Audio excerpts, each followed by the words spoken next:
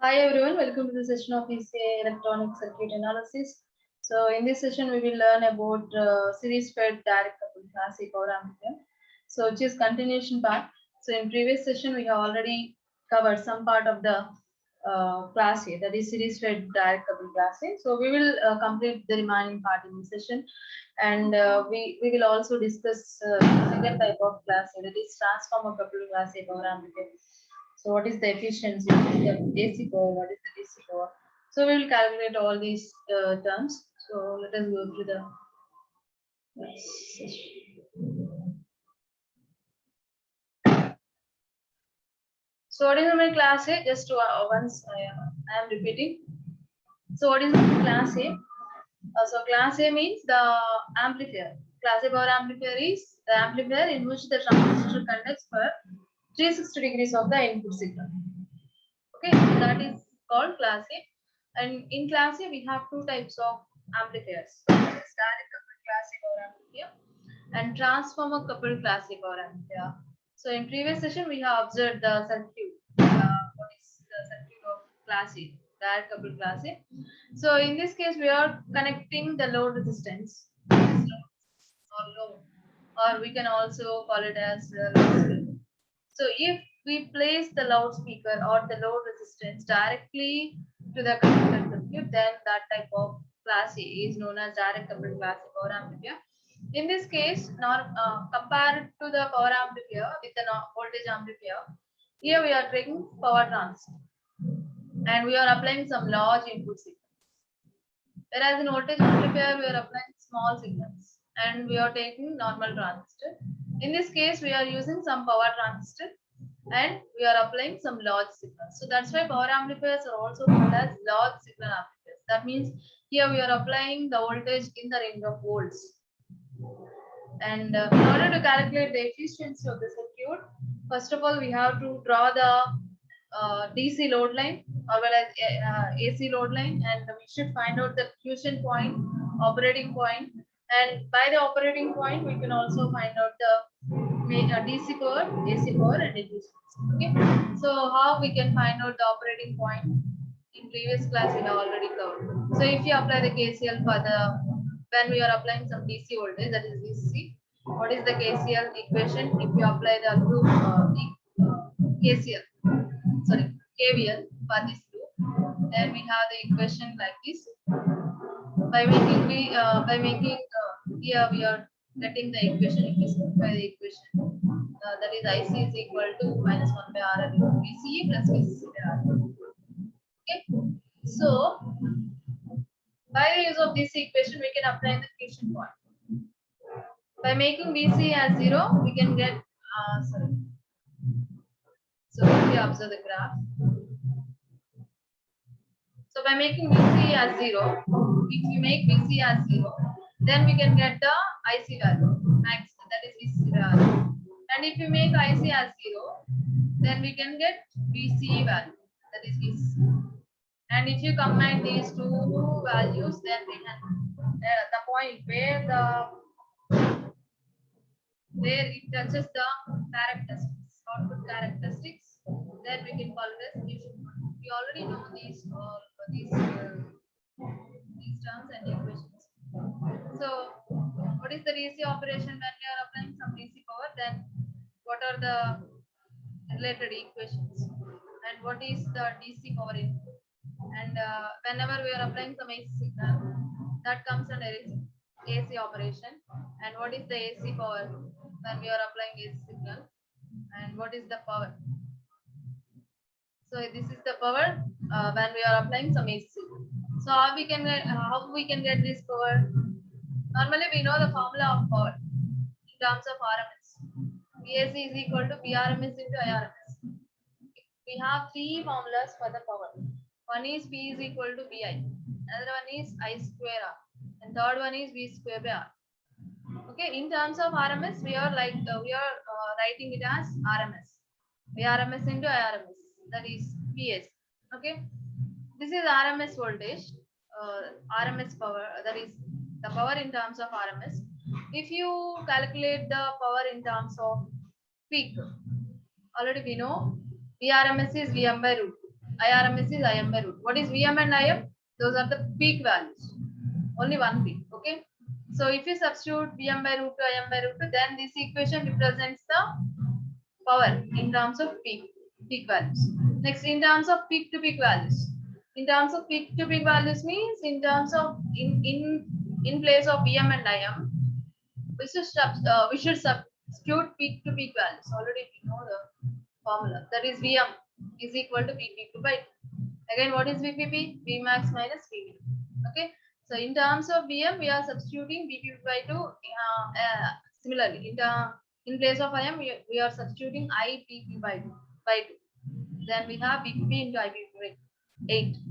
What is Vpp? Vmax minus Vminimum, and Ipp is Imax minus Iminimum by 8. So this is the AC curve. Okay. So and next. So up to this part we have covered in previous session. Then what is the efficiency? Efficiency of the amplifier represented as the amount of AC power delivered to the load to the DC power. So that is PAC by PDC into 100 represents the efficiency. Amount of AC power delivered to the load to the DC power. So already we know PAC value. This is the PAC. P max minus P minimum into I max minus I minimum by 8. By what is PDC? PDC is DCC into IC. Okay. So just substitute that. Then we have V max minus P minimum into I max minus I minimum by 8 PCC into ICQ into 100. This is the efficiency.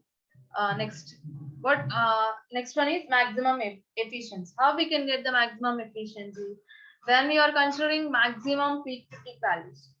When we are considering maximum peak to peak values of output voltage and output current. If you draw the output voltage waveform with respect to the Q-shunt point, then this is the waveform of output voltage. And here this is the maximum voltage point and this is the minimum voltage point. So where Vmax, that is maximum voltage is VCC and minimum voltage is 0 from this graph. And this is the current waveform. And from the current waveform, what is maximum current? Here it is represented as this. Up to this point, current is ICQ. If it is in the middle, then from this point to this point, the total current becomes I2 into ICQ. If it is ICQ, then to this point, we can say that the total current becomes 2 into ICQ. So that's why at this point, the current is 2 into ICQ. That is the maximum current, maximum point. And minimum current is 0. Okay. So these are the minimum and maximum current values, and these are the minimum and maximum voltage values. Just substitute those values in this equation. So that is efficiency. Vmax is VCC, V minimum is 0. Imax is 2 ICQ, I minimum is 0 for the maximum speed. So that is maximum efficiency is equal to Vmax minus V minimum. That is VCC minus 0 into Imax minus I minimum. That is 2 ICQ minus 0 by 8 into VCC into ICQ into 100 in terms of percentage. So if you simplify the equation to VCC ICQ by 8 VCC ICQ into 100, so then the efficiency, maximum efficiency becomes 25%. So thus the maximum efficiency possible in case of direct coupled class A power amplifier is just 25%, which is very low. Okay. So efficiency is very low because from this equation we can say that the efficiency is 25% only. So next, here we should also remember the formula for the power dissipation. Power dissipation in power amplifiers is also large. So the amount of power that must be dissipated by the transistor is the difference between the DC power and the AC power delivered to the load. So what is power dissipation? Power dissipation is the difference of DC power and AC power. Difference of DC power and AC power. So power dissipation is equal to PDC minus PAC. Okay. So the maximum power dissipation occurs when there is no AC input signal. If there is no AC input signal, then only we can get some maximum power dissipation. Power dissipation means the dissipation of power in terms of heat. So that is maximum when AC input signal is 0. So that is if PAC is 0, then we can get maximum power dissipation. That is PD is P suffix small d is PDC. That is PD max is PDC. What is PDC? DC power is VCC into IC. So this is the maximum power dissipation. When maximum power dissipation occurs, when there is zero inputs, AC input signal. When it is zero, then it is maximum. Otherwise, the power dissipation formula is the difference of DC power and AC. Just remember the formula. So next, advantages and disadvantages. What are the advantages and what are the disadvantages of class A series FET? So these are the advantages of direct coupled class A we have. First one, the circuit is simple to design and to implement. That is, in order to design the circuit, it is very simple because the number of components are very, if you observe the figure, the number of components is compared to other power amplifiers, components are less. So that's why circuit design is simple and implementation is also simple. And here the load is connected directly to the collector circuit. Already if you see the figure, RL, load resistance, is directly connected in the collector circuit. Hence there is no need of transformer. There is no need of transformer.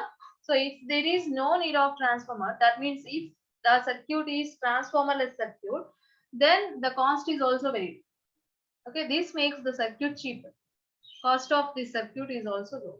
And next, less number of components required as load is directly coupled. So here we are using less number of components. Okay, these are the advantages of class A direct coupled amplifier. And next, disadvantages. What are the disadvantages we have? So since the load resistance is directly connected to the collector circuit, there may be a quiescent current which flows through the collector current, and this causes considerable wastage of power. So because of the connection of, that is direct connection of load resistance to the collector, we have some considerable wastage of power. Okay, so in order to get the maximum power, that means our main aim is to get maximum power. Okay, but because of the connection of load resistance directly to the collector circuit, there is some considerable wastage of power. That is, some power is wasted. So power dissipation is also more. Power dissipation is more, and hence power dissipation arrangements like heat sinks are essential. So if power dissipation is more, automatically heat is also more.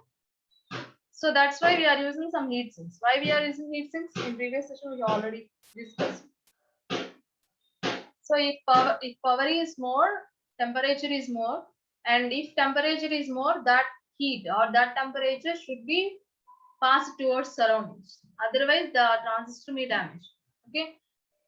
So in order to dissipate the high heat, or in order to dissipate that power to the surroundings, we are using heat sinks. Okay. So hence power dissipation arrangements like heat sinks are essential to deliver the heat which is generated in that particular transistor. Okay. And next, the output impedance is high and circuit cannot be used for low impedance loads such as loudspeaker. So here the output impedance of the circuit is also high. Because of this high input impedance, we cannot connect low impedance loads. Low impedance, that is, there should be some matching. Matching is necessary whenever we have to deliver some maximum power to the load. And because of high input impedance of the circuit or the transistor, and because of low impedance of the load, there may be some mismatching between these two impedances. So that's why we cannot get some maximum power. Okay, that is also another problem. And fourth one is the efficiency is very poor due to large power dissipation. Here we have large power dissipation. So that's why efficiency is poor. What is the efficiency? 25% only. Okay, so this efficiency is very poor. These are all disadvantages of class A, that is direct coupled class A. So let us go through transformer coupled class A power amplifier. This is the second type of class A power amplifier. So as stated earlier, for maximum power transfer to the load, the impedance matching is necessary. Already I have mentioned that. We know maximum power transfer theorem. According to that theorem, if maximum power, that is, if two impedances are same impedances, then only we can deliver the maximum power to that particular unit. Okay. So for maximum power transfer to the load, the impedance matching is necessary. Okay. So that is for loads like loudspeaker having low impedance values.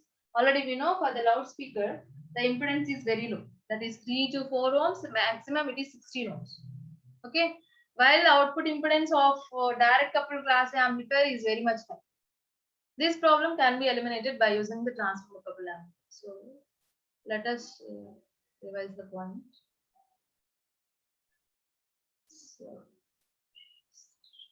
So here we have the circuit.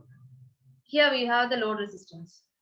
And if you connect the load resistance, that is, if you take some loudspeaker at this place, the loudspeaker impedance is very low. That is 3 to 4 ohms. And if you take the transistor or the circuit, the output impedance of this circuit is very high. So because of this mismatching between the impedances, the maximum power cannot be delivered to that particular load. Okay, that is the problem here. This impedance should be matched to the output impedance of the circuit. Then only maximum power can be delivered to that loudspeaker or the load. Okay, and this is the problem of direct coupled amplifier. In order to overcome that problem, we are using transformer coupled amplifier. Okay, so the transformer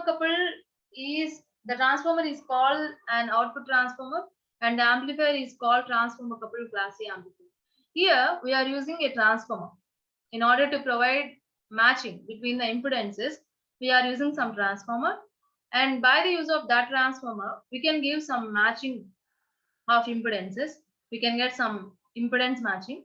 So that's why the maximum power can be delivered to that particular load or loudspeaker. Okay. So in this manner, we can eliminate the problem of direct coupled class A power amplifier. What is the problem?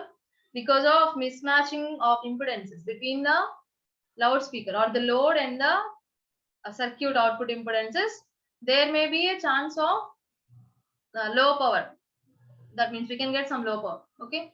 So to overcome that problem, here we are using a transformer. Transformer gives impedance matching. And if we have some impedance matching, then automatically we can get some large power compared to direct coupled class. Okay. So before studying the operation of that is transformer coupled class A, let us revise few concepts of transformer. Already we know the concepts, just once revise the terms. Okay. So here we have the transformer, and this N1 represents the number of turns of primary winding, and N2 represents the number of turns of secondary winding. V1 is the input voltage or voltage at the primary winding. V2 is the voltage at secondary winding. And RL is the load resistance. RL dash is the load resistance appears at the primary because of this load. Okay. So here we are assuming the transformer is ideal, and ideal means there are no losses. Practically we have some losses in the windings. Okay. We have some inductance loss, we have some capacitance loss. So just we are considering that the transformer is ideal, hence there are no losses in the transformer. And these are the points we have already mentioned previous. So what is the turns ratio? If you take transformer, what is the formula for turns ratio? To find the turns ratio, that is N is equal to N2 by N1. What is N2? N2 is the number of turns of secondary winding. N1 is the number of turns of primary winding. Okay. And what is voltage transformation? So that is the transformer transforms the voltage applied to one end or one side to other side, proportional to the turns ratio. So that means the voltage which we are applying at one ending or primary winding, that affects the other ending, the other winding or other side also. Okay.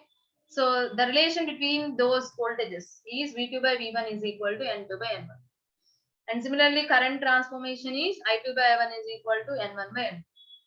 So these are the formulas of transformer, as well as we have some impedance transformation. So here, as current and voltage gets transformed from primary to secondary, that is, if you have some primary current, that will affect secondary current also. If you have some primary voltage, that will affect secondary voltage also. So in the similar manner, As current and voltage get transformed from primary to secondary, an impedance seen from either side also changes. Impedance also changes from primary to secondary, that is which affects the other side. So now the impedance of the load on the secondary is RL as shown in the figure. So let us consider here we have load resistance RL at the secondary winding. Okay.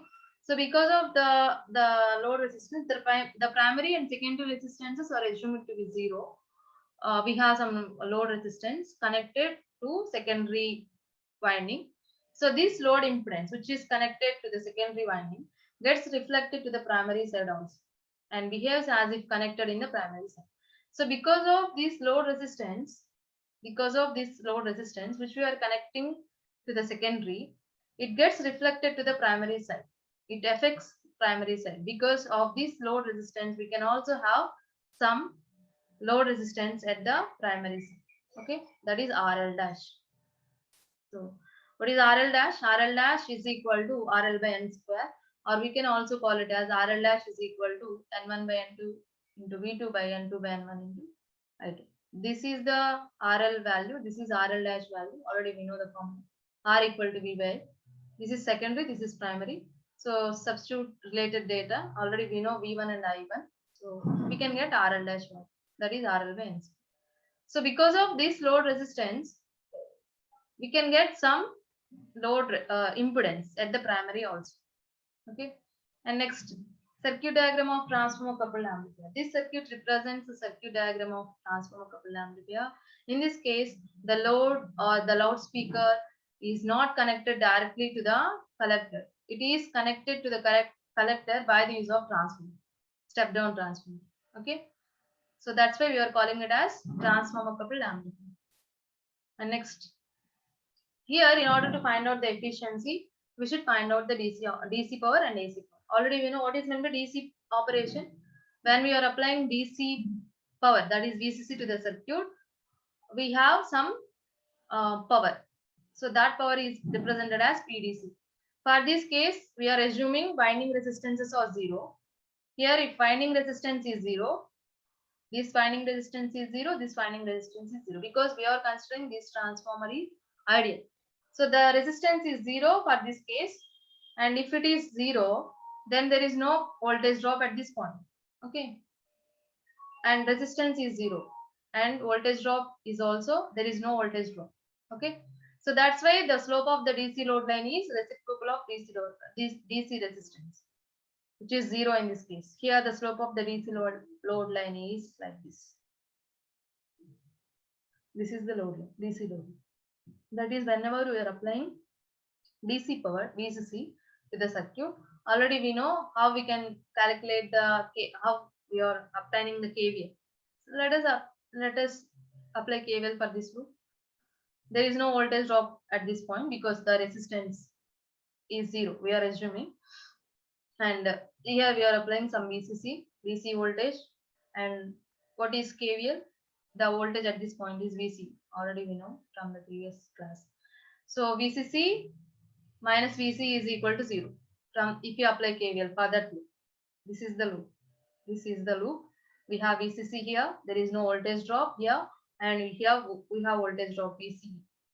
So VCC minus VC is 0. That is VCC is equal to VC.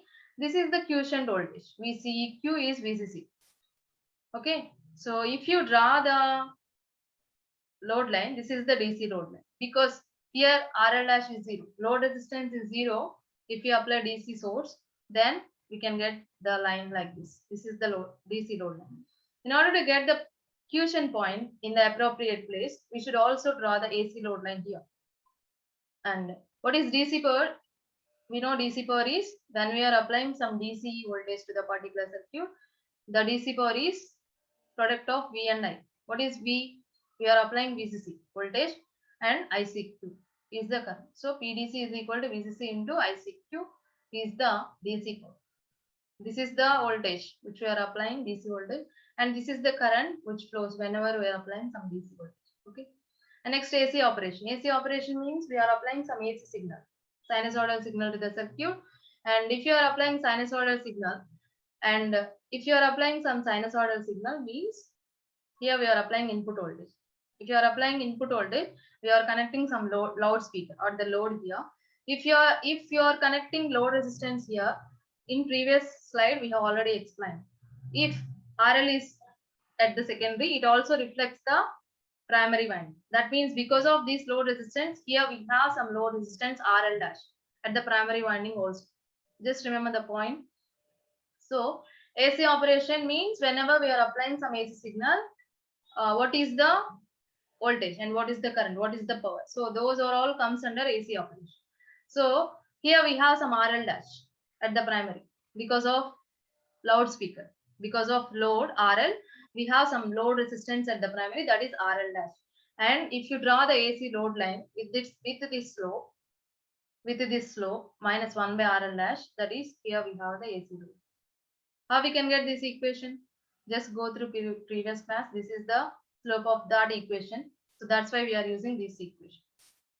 Okay. In this case, slope is, that is RL dash is 0. So that's why we have infinite slope. That's why the line is like this, DC load line. This is the AC load line.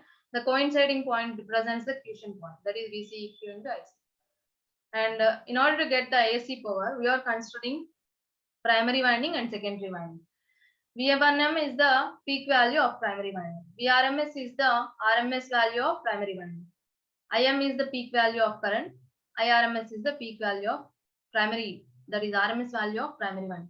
So these are all RMS values and peak values of primary winding. And what is the power? Power for the primary winding is PAC. AC power is equal to Vrms into Irms for the primary. So V1 RMS into I1 RMS. Similarly, for the secondary winding, PAC is equal to V2 RMS into I2 RMS. Okay. So these are the power formulas. We know RMS formulas. V into I. In terms of RMS values, this is the power primary winding, and this is the power for the secondary winding. In general, what is the AC power? We know V max minus V minimum into I max minus I minimum by 8. So if you substitute the values, that is, if you take secondary and substitute all the values, then we have the equation in terms of peak to peak values. This is the power in terms of RMS. We are converting that power in terms of peak to peak values. How we can convert? In terms of RMS, we can substitute Vm by root 2, Im by root. Again, what is Vm? Vm is Vpp by 2. Im is Ipp by 2. So Vpp into Ipp by 8. What is Vpp? V max minus V minimum. Ipp is I max minus I minimum by 8. So this is the AC power. And next, coming to the efficiency, we know the efficiency formula. That is PAC by PDC into 100. We know the PAC power. That is V max minus V minimum. I max minus I minimum by 8. PDC is VCC into ICQ into 100. So formulas are same for the direct couple and transformer couple, but we can get some maximum power. So let us find out the efficiency, then we can observe that we have some maximum power. So then maximum efficiency. Maximum efficiency means we are assuming maximum swings at the output.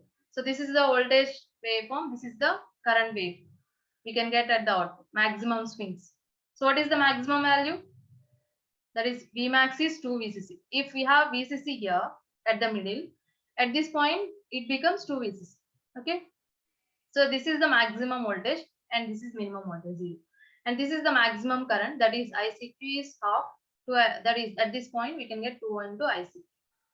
Okay. From this point, this is the ICQ and totally we can get 2 ICQ. And minimum current is 0. Maximum current is 2 ICQ. Substitute those two values in this equation. Then we have maximum efficiency as 2 VCC minus 0 into 2 ICQ minus 0 by 8 VCC into ICQ into 100. That is 4 VCC ICQ by 8 VCC ICQ into 100. That is 50%. So maximum possible theoretical efficiency in case of transformer coupled is 50%. If you observe the direct couple and transformer couple, here the efficiency increases. Whereas in direct couple, the efficiency is 25% only. In this case, we are getting some 50% efficiency. How we can get? We are providing the impedance matching between the load and the circuit or the output impedance. So that's why there is a maximum power and efficiency also increases.